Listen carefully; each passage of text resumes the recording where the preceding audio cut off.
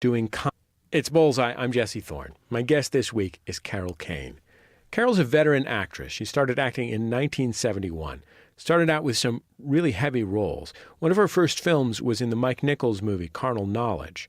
Later on, she'd work in other classics like Annie Hall, Dog Day Afternoon. She was nominated for a Best Actress Oscar for her part in the 1975 film Hester Street. But she found her home doing comedy, something she never expected she'd do coming up.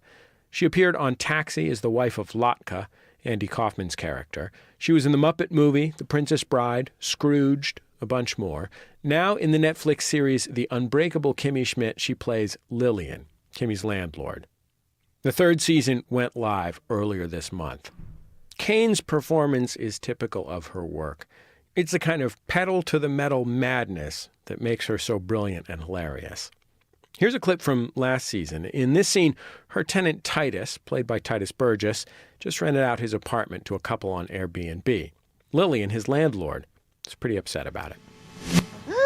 How could you? What were you thinking bringing internet people into our neighborhood? I was thinking I could get $80 to buy a wonderful box of capes that I saw at a medical supply store. Don't you get it? They're hipsters, and that means gentrification. Listen to me. I miss the old days when the longest word I knew was friggin' Giuliani. They're not hipsters. They're just two hayseeds from Texas whose bodies will wash up in the East River in a couple of weeks. Crabs eating their eyes, their genitalia stuffed in their mouths. Stop telling me what I want to hear. I like the neighborhood the way it is. Morning, meth head Charlie. My TV. Well, it doesn't matter. Our guest will be here later today. Carol Kane, welcome to Bullseye. It's great to have you on the show. It's great to be had. I forgot about the box of capes from the medical supply store. Yeah. You've lived in New York a long time. Yes. Since you were a teenager, right? Yes, I moved to New York when I was 12. And before that, I had been moving around with my family a great deal. So I consider myself a New Yorker because I've lived there the longest I've ever lived anywhere. Did you move to New York because you wanted to be an actress, or was it a convenient coincidence? Well, when I was 12, my mother had moved there. My parents were divorced, and my mother moved to New York. And I did decide that I was going to go to a school called Professional Children's School, which was a school where if you got a job, you could do your homework by correspondence. You could check out during the day to go audition for things. It was a very hard school, but they supported the working kid. And so that's where I went. I was obsessed. And people say New York doesn't support the garment industry. You see that? It was pretty great, but all the kids there were working kids. Was that weird? I mean, you were born in like Cleveland, right? You had lived in regular places. To tell a little story, I don't think any place I ever lived was regular because I and my family were there, and we were a rather complicated lot. So, I mean, it was what I wanted. It was what I had passion for. There were a lot of the Balanchine ballerinas, and there was a lot of costume designers, and it was just a very creative, fascinating kind of little strange world, you know. How did you figure out that young that you wanted to be an actress? Oh, I knew when I was about 6 or 7 because my mother in Cleveland brought me to a place called Heights Youth Theater, where there was a very professional director named Jerry Leonard who expected of the 7-year-old kids a completely professional standard and would give you hell if you weren't living up to that. And I saw, Alice in Wonderland and fell in love and decided I needed to be up there. Just fell in love with it. I think I may have had in common with some other actors that, as I mentioned, my family was shaky. We were in shaky shape as a unit. And I think that I saw kind of a freedom and magic up there that I felt that I could relate to and would make me happy and would take me out of my actual reality to some degree. I mean, I didn't have this kind of intellectual idea about it then, but looking back, that's what I think I fell in love with. And I was always in love with makeup. My father was an architect, a brilliant architect.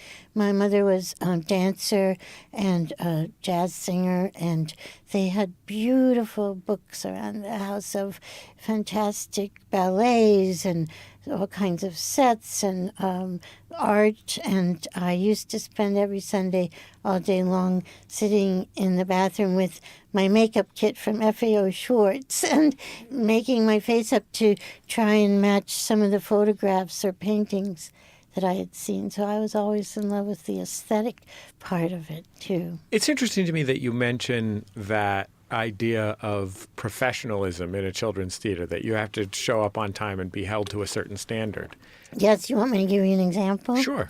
Okay, so the first play I was in was The Wizard of Oz, and I was a munchkin. Not to brag. Not to brag, but I mean, listen, it's my history. So then, the Munchkins have this thing when Dorothy lands where they say, don't go to the east, for in the east, but don't go to the west, for in the west. So, we were 7, and we just pointed our hands whatever direction we wanted. Don't go to the east. And Jerry, came storming down the aisle of the theater and explained to us that there wasn't east, west, north, and south, and there were specific directions we had to point in. We couldn't just randomly throw our arms around. And so he had this professional standard. Like if anybody checked, we were pointing to the east when we said east. What was the first time you got paid to act? I joined both unions when I was 14. SAG at the time, now it's SAG after. I joined SAG and Equity when I was 14 and was in union plays and in union movies and even a pilot called The Happeners. And so 14.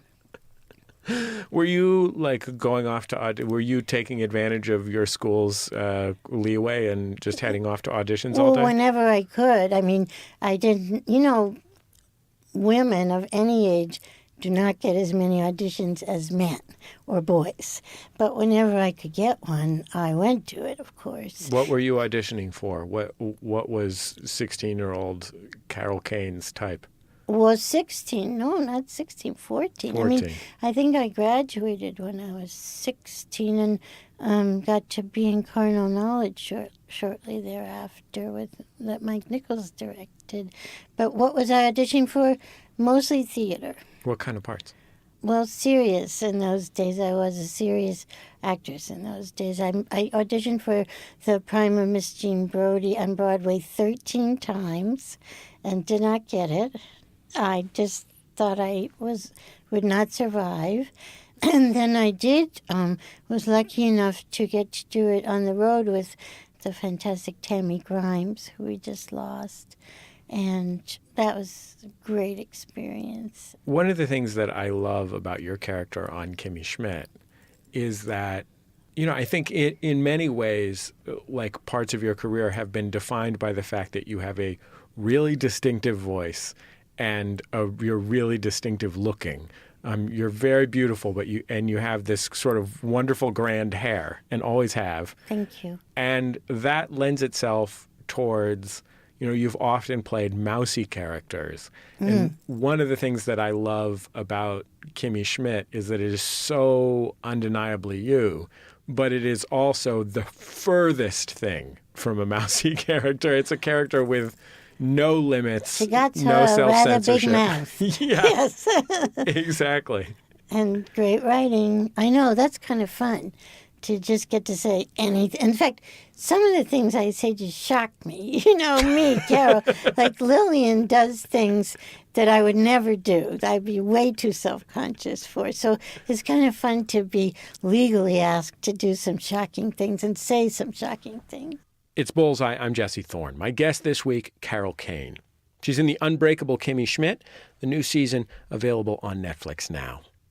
Sometimes the jokes on Kimmy Schmidt, and this was true of 30 Rock as well, are so fast and dense and so complex that I lose them as a viewer. And I'm a very serious comedy viewer who prides himself on not missing anything, right? And I miss it sometimes. And I wonder, it must be extraordinarily challenging to nail every one of those intricate jokes. Well, it's very hard, but thank goodness Gina Fey and Robert Carlock are very hands-on. They're down there on the floor with us. And if we don't get it, we do it again, and they explain it, and they fix it until you got it. And they don't go away from it unless... And then the other thing is about Kimmy, which I've never experienced before, is that there are things that I say on Kimmy that I don't understand what they mean at all. They're so up to date that they're almost like ahead of time, and they are things to do with the modern computer world and everything that's hip and cool and of the moment. And I don't know. I've got references to, things that I say. I just say them and people laugh and then later I say, well, what does that mean? And sometimes I'll try and understand what it means before I say it. And they try and explain to me, and I sometimes still don't understand. But I commit and I do my best. You mentioned Carnal Knowledge, which was your first significant film role, right? Yes, it was. And it must have been something extraordinary to be a teenager and walk into a room with your first movie director, and it's Mike Nichols. It was shocking. And especially because when I was cast, they were already shooting up in Vancouver, and I was in New York, and I went to Marion Dougherty's office and met Juliet Taylor, who was Marion's partner at the time, and assistant, and she explained to me, they're already shooting, they haven't been able to find this character yet, and I'm going to be sending Mike your photograph and resume and stuff like that in Vancouver. So she did that, and then we got word back that I was to fly up to Vancouver, and if Mike liked me, I would be staying to shoot the whole part, and if it didn't work out, I would be back on a plane the next day. And I'm a teenager. My mother later explained to me that behind my back, she got on the phone with the producer and said, if you're going to put my daughter through this, you're going to fly her first class, which I think at the time was a rule anyway. But because she knew how depressed I would be if I didn't get it. But instead, I walked in this office up there in the studio out in the middle of the woods in Vancouver, and I met Mike, and he was a miracle. He is a miracle in my life. He's such a great artist, and he accepted me in like I was supposed to be there.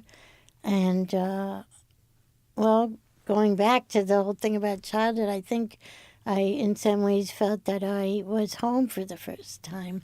And then he took me into the screening room where they were showing the rushes, and in that room was Jack Nicholson, Jules Pfeiffer, and Arthur Garfunkel. Sitting around, talking, hi, this is, Carol. I was just in shock, and I did get to stay, and I did get to work on that movie with that brilliant script and brilliant actors. DP, Mike was a genius, Mary Ellen Mark, who we also lost recently. She was the still photographer. She took one of the best pictures of me just out in the woods with no makeup that anyone has ever taken. It's a work of art. She was an artist, and I was privileged to start that way. And then, privileged to continue along those same lines with Hal Ashby and Sidney Lumet and Woody Allen. And I look back and I just can't understand how such things could have happened to me. Did you understand contextually at the time how significant the things that you were getting to work on were? Or because it was your first work, did you think, I guess this is what it's like? You're just there with Mike Nichols, or you're just there with Hal Ashby, or you're there with Sidney Lumet? I think my reaction would be a combination of both things. I think because I was so young, I did not understand the potential for failure. I think the older I got, the more I would sort of back into the meeting room or audition room, because I already knew that the big chances were on rejection. But in those days, I didn't understand that, so I think I was more myself when I went in, because I think I felt that was my world, and looking back, I can't believe my fortune. But at the time, I also, of course, knew the quality of the artistry of those directors.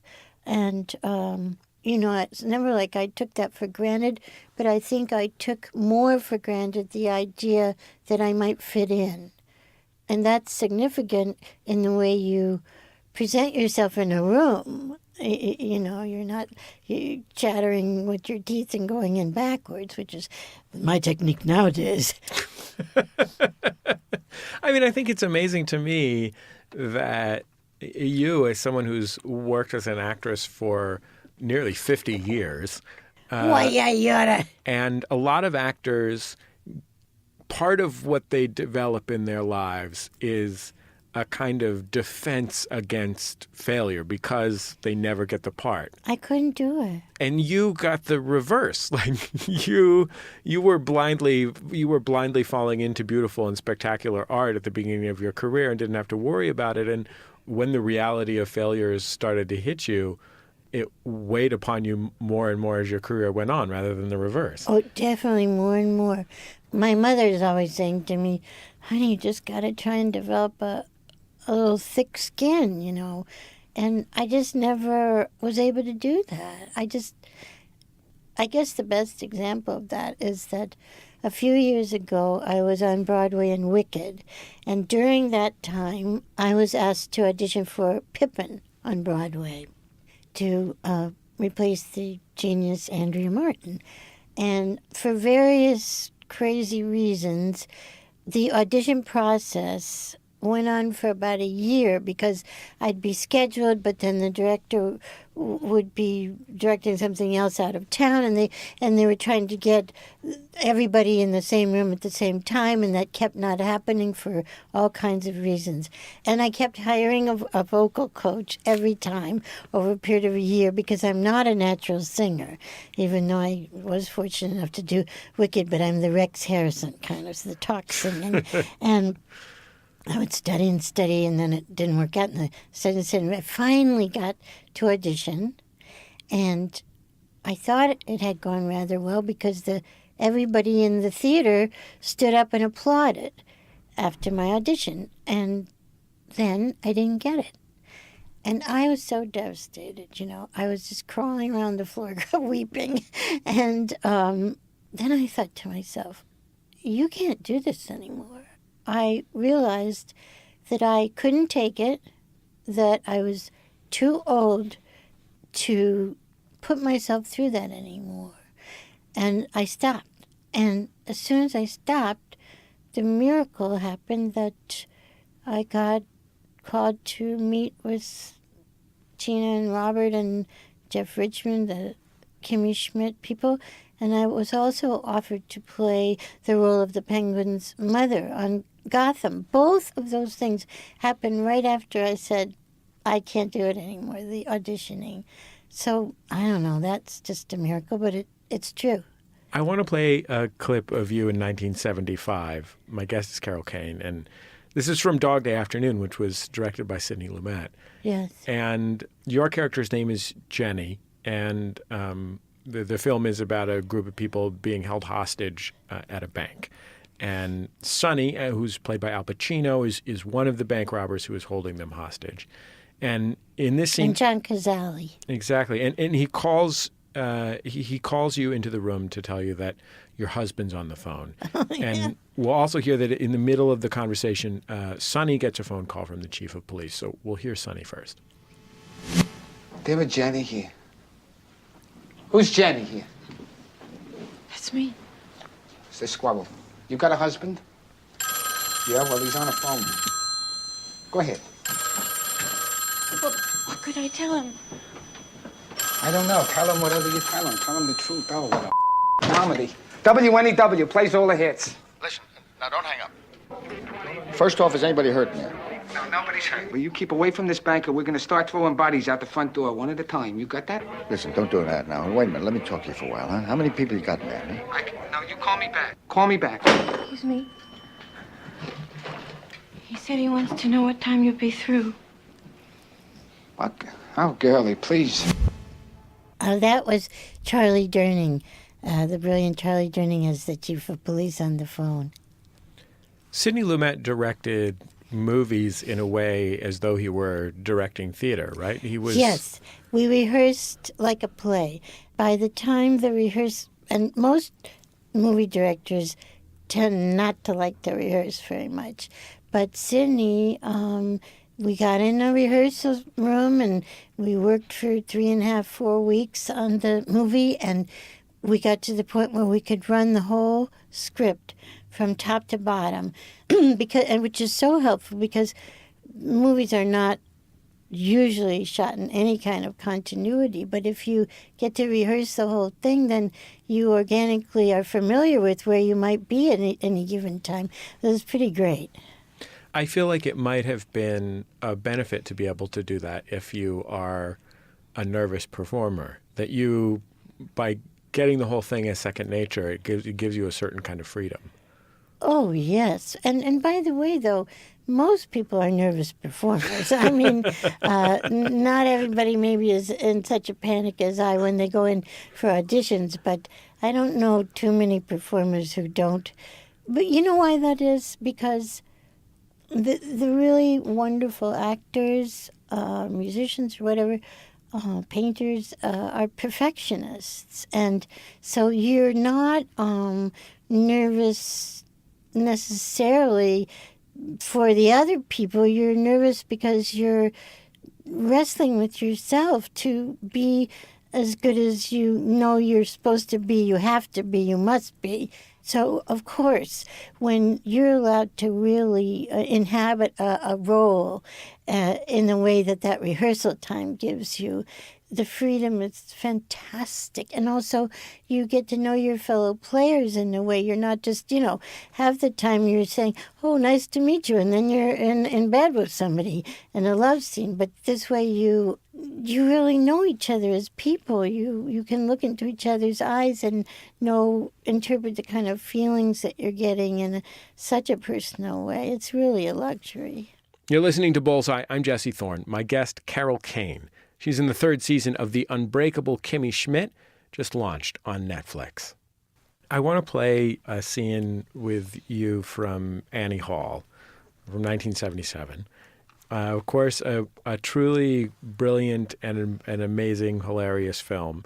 Woody Allen's character is Albie Singer, and he is the movie was originally billed, I think if I'm remembering correctly, as a nervous romance.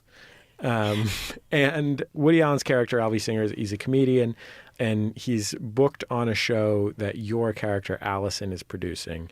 And he and Allison are arguing about going up on stage after another comic.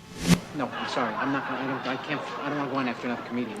It's okay. No, because they're laughing, so I'd rather not. If you Will don't you mind, relax, please? They're going to love you, I know. I prefer not to, because, look, they're laughing at him, see? So what are you telling me? That they're going to laugh at him for a couple of minutes, and I got to go out there, I got to get laughs, too? How much can they laugh? They're laughed out. Do you feel all right? Jesus. Nominate. What's your name? General Eisenhower. Allison? Yeah? Allison what? Porchnik? Portugal. Nice. And he said, boys, never worry.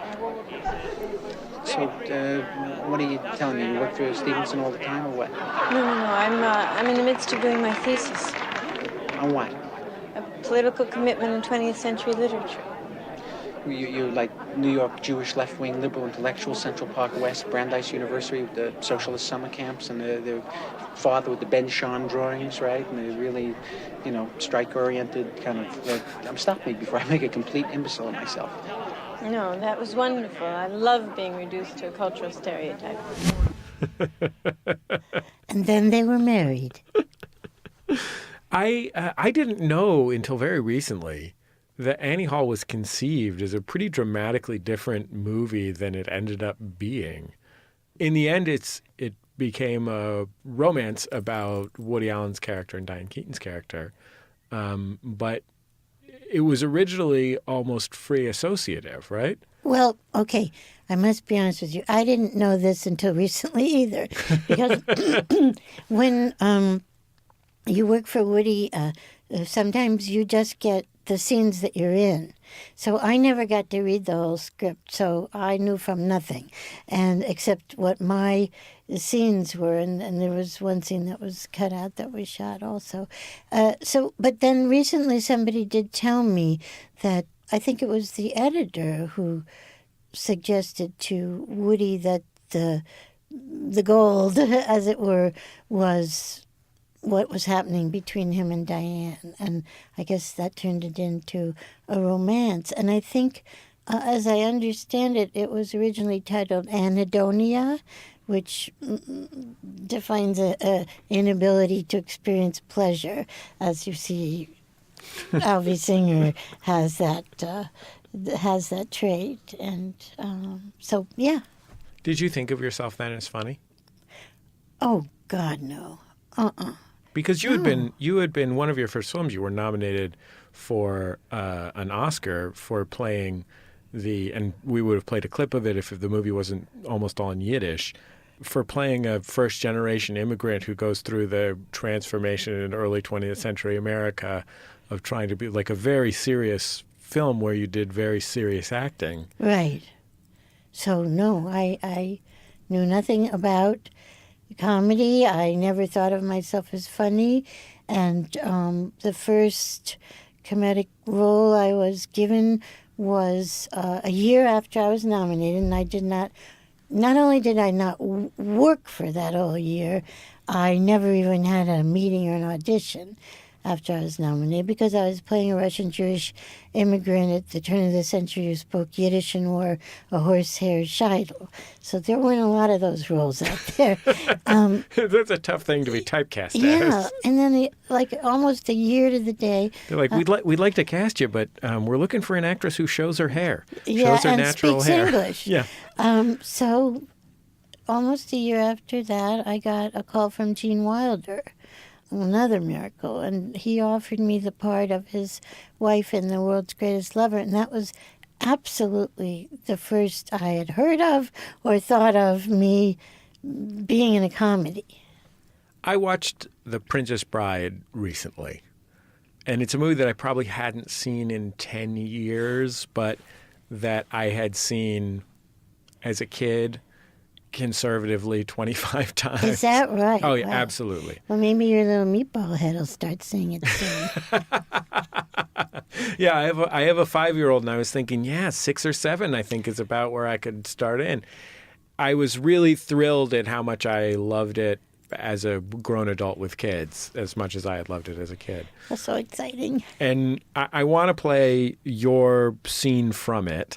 So you played opposite Billy Crystal, who was so hilarious. The two of you are called Max and Valerie. He is a miracle worker, kicked out of the castle by the king, formerly the king's miracle worker. Miracle Max. And the two of you together have magical powers / sort of... It's like, what if they gave magical powers to a set of first-generation New York Jewish immigrants? See, we're back to that again. Yeah, exactly. It's a real Bialy of a role. Turn-of-century New York Jewish immigrants who also work in in the Borscht Belt circuit. Yes, exactly. It's very Borscht Belty. Basically, our heroes have come to them begging for help to revive someone from the grave, to revive the star of the film from the grave, and Miracle Max, Billy Crystal's character, not having it. Your character, Valerie, about to give him the business for not having it. Liar! Liar! Get back, witch! I'm not a witch, I'm your wife! But after what you just said, I'm not even sure I want to be that anymore. You never had it so good. True love. He said true love, Max. Don't say My another God. word, Valerie. He's afraid. Ever since Prince Humperdinck fired him, his confidence is shattered. Why'd you say that name? You promised me that you would never say that name. What? Humperdinck? Ah! Humperdinck! Humperdinck! Humperdinck! Stiegen! Humperdinck! Humperdinck! I'm not Humperdinck! listening. Love lies expiring, and you don't have the decency to say why you won't help. Nobody's hearing nothing. Humperdinck! Humperdinck! This is Buttercup's true love. If you heal him, he will stop Humperdinck's wedding. Shut up. Wait. I make him better. Humperdinck suffers. Humiliations galore. I did a lick Nation. That is a noble cause. Give me the 65. I'm on the job.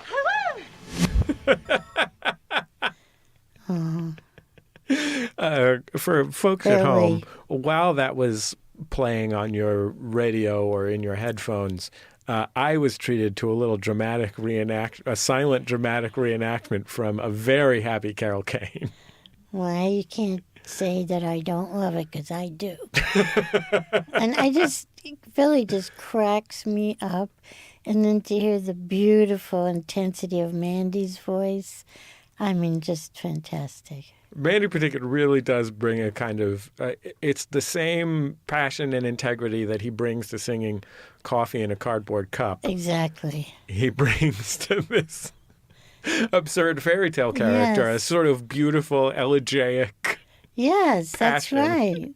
And it couldn't work any other way. But this is like the ideal gig. I mean, this is a gig that's not unlike another one of your wonderful roles from around the same time in the Bill Murray movie Scrooged, where you get to come in and you just get to do it to it. Like you probably had a couple days on set, but you just get to go have a goofball blast. I do. Can I tell a lie? And I think that I'm not going to say it. Say it. No, I get. Say it. I think. I think that I didn't know exactly how to do the stunt work aspect of it because I ended up being my own stunt double, and I believe that Mr. Murray may have suffered a few actual injuries because of my lack of knowledge, and I worship him. And he's right now. Talk about a dramatic actor doing comedy. You play the ghost of Christmas Present, and you do a fair amount of hitting and manhandling of Bill Murray's character. The devil made me do it. It was written by Mike O'Donoghue and Mitch Glazer, and they wrote this amazing character for me to play, and I just had so much fun. And then I was practicing learning my little ballet dance as I come in at the beginning, and then they were going to have a ballerina do the stunt part of it and stuff like that. But then Michael Riva, the genius art director who's no longer with us, he came in to watch a rehearsal where I was trying harder than life itself to do a good job on point and everything with my dancing. And he was rolling on the floor laughing, which I'm telling you just about put me in tears because I was trying so hard. And then he went to Dick Donner and said that I had to do the ballet dance because it turned out so funny because I was really trying my hardest. And then all the other, flying and hitting him in the you-know-whats and slapping his face with my wings. And fortunately, I'll tell you, and really fortunately, I did not actually hit his face with the toaster. I came close, but I missed, thank God. Anyone who works in my office will tell you that there are moments where we're trying to do work of some serious public radio. I mean, my job as a public radio host is to inform and educate the the populace Yes. and provide them with a high-class arts education, etc. And I will, in the course of a very serious interaction, start laughing while staring off into the middle distance because I'm just thinking of something funny that happened on Kimmy Schmidt. Like, I think a lot about a time when one of the characters said, "Stop the presses, my panini can wait." Yeah, it's just, yeah. Do you have a favorite thing that you've gotten to say on the show? Gosh, so many things. I can't really think of one thing this very second. I do know that I love working with our cast, and I particularly loved being in love with Fred Armisen and Mr. Durst, Mr. Bobby Durst. No, I can't pick one line because there's so many great ones. We have... no, we don't. I thought we did. I thought we had a scene from that, but we don't. Oh, you don't?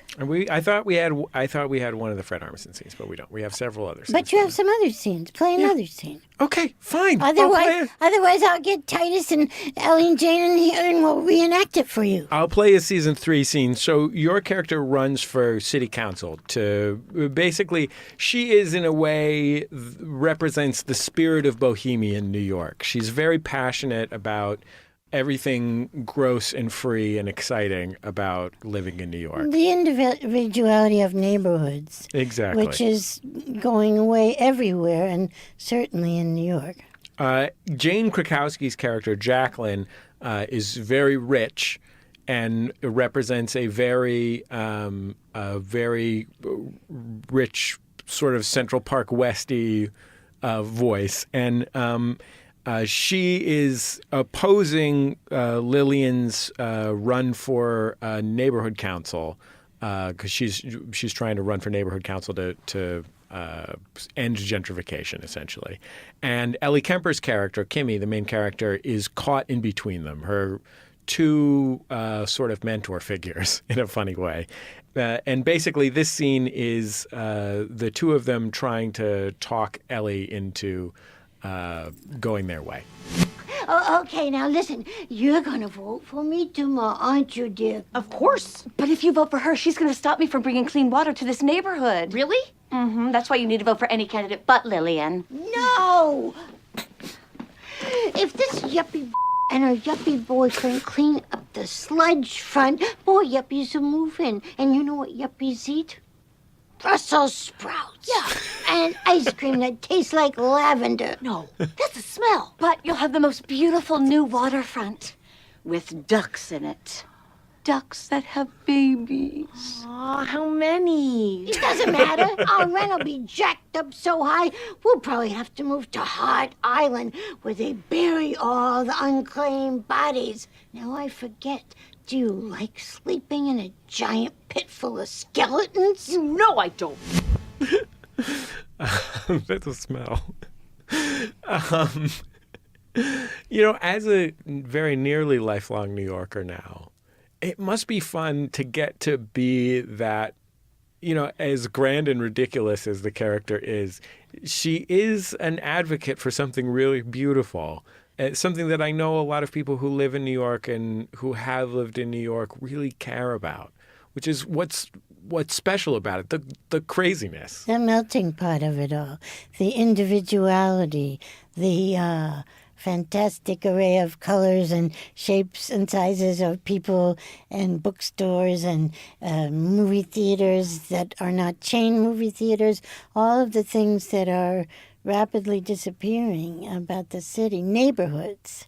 The New York is full of every nationality of neighborhood, and now a lot of things are getting kind of homogenized together so that I remember when you got on a subway on the Upper West Side, there'd be a certain special individual thing about that neighborhood, and you would go way downtown, and get off the subway, and everything would be completely different there. And now, you get on the subway uptown, and there's Dwayne Reed, am I allowed to say that? Yeah, sure. And then you get on the subway way, way downtown, get off, and there's the same Duane Reade and everything else, all the banks. So that's a shame, you know. The neighborhoods are going away. Did you ever have a person in your life like this? I mean, this character reminds me of multiple neighbors that I had as a kid in the Mission District in San Francisco. Does it? Mrs. Yeah. Love, who once threatened to kill my dog if it peed on her house anymore at a time when I was young enough to still not understand that was not a literal threat. Oh, God. My mom had to explain to me that it wasn't literal.